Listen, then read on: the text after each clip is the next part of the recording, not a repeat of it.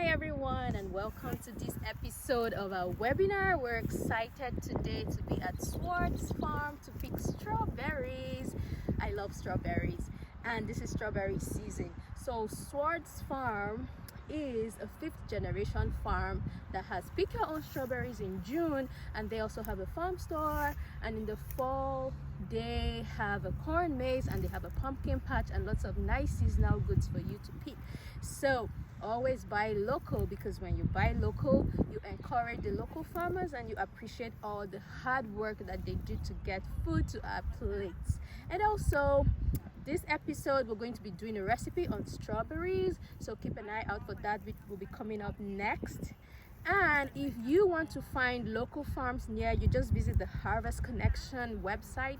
You will find a list of local farms around that have pick your own berries and lots of seasonal goods. So enjoy this episode, and I hope you find a strawberry patch near you to get you fresh strawberries. Thank you, Ma'am Nagim. And when you come home from the farm with more strawberries than you can possibly eat fresh, you have a happy problem. In a few minutes, I'll show you 3 simple ways to preserve them. But first, let's talk about why strawberries deserve a regular spot in your plate. Strawberries are one of the healthiest sweet treats you can reach for. Just 1 cup covers your whole daily worth of vitamin C, more than an orange, which supports your immune system and helps your skin make collagen. The deep red color comes from something called anthocyanins, antioxidants that have been linked to heart health and lower inflammation. And here's the best part, all of that comes in only about 50 calories a cup, with 3 regular grams of fiber and very little natural sugar compared to most fruit. So they're gentle on blood sugar, filling, and they taste like a dessert. That's a hard combination to beat. Now, a little history. Strawberries are ancient. The Romans grew them and even used them as a medicine. But the big juicy strawberry we know today is surprisingly young. It was born in France in 1750, when a small sweet strawberry from North America was crossed with a large one from Chile. 2 continents, 1 perfect berry. And a few fun facts to share on your next dinner party. The average strawberry wears about 200 seeds and is the only fruit that carries its seeds on the outside. Botanically, a strawberry isn't even a berry, and it's a member of the rose family, which might explain why it smells so wonderful. Now, let's put those berries to work. First up, my favorite, strawberry freezer jam, the no-cook kind. The berries are never heated, so it tastes like fresh strawberries, because basically it is. You'll need 4 cups of crushed strawberries, 1.5 cup of sugar, 1 pouch of no freezer jam packed in, and a clean freezer safe jar. First, hold the berries and crush them with a potato masher. You want texture, not smooth puree. Those little chunks are the best part. Keep going until you have 4 cups of crushed berries. Mix the sugar and the pectin together in a small bowl first. That keeps the pectin from clumping when it meets the fruit. Then add the mixture to your crushed strawberries and stir for about 3 minutes until it starts thicken. That's it. No stove, no thermometer, no canning pot.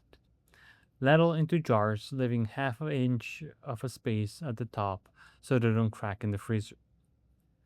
Let them sit on the counter for about 30 minutes to set, then freeze. They keep about a year in the freezer and around 3 weeks in the fridge once opened. One quick tip before we move on. If you can find no-cook freezer jam pectin, regular powder pectin works too. You just need to heat to wake up. Stir in 3/4 of a cup of water, boil it for 1 full minute, then stir into your crushed fruit and sugar for 3 minutes. 2 things to know. Regular pectin need more sugar to set. And give those jars 24 hours on the counter before they go in the freezer. Recipe number 2, fruit leathers. the homemade version of those roll ups from childhood, with nothing in it but fruit. Blend about 4 cups of whole strawberries into smooth puree. If your berries are tart, add a spoonful of honey and squeeze of lemon. Farm fresh ones usually don't need anything. Spread the puree into fruit leather sheet into your dehydrator, about an eighth of an inch thick.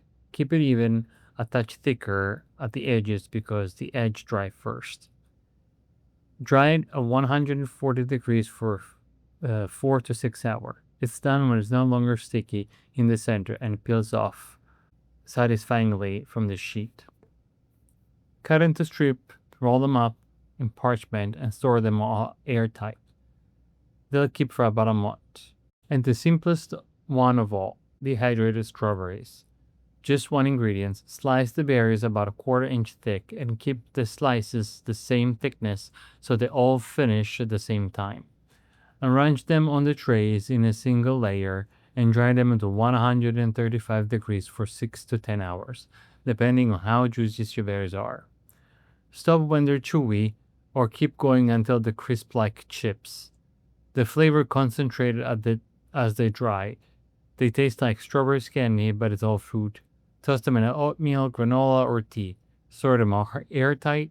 They keep for 6 months or more. So there you have it.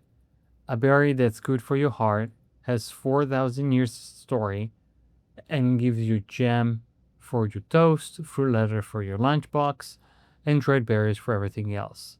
One trip to the farm, and you set for months. Thank you so much for watching this webinar, and let us know in the comments if you have tried one of these recipes. See you next time.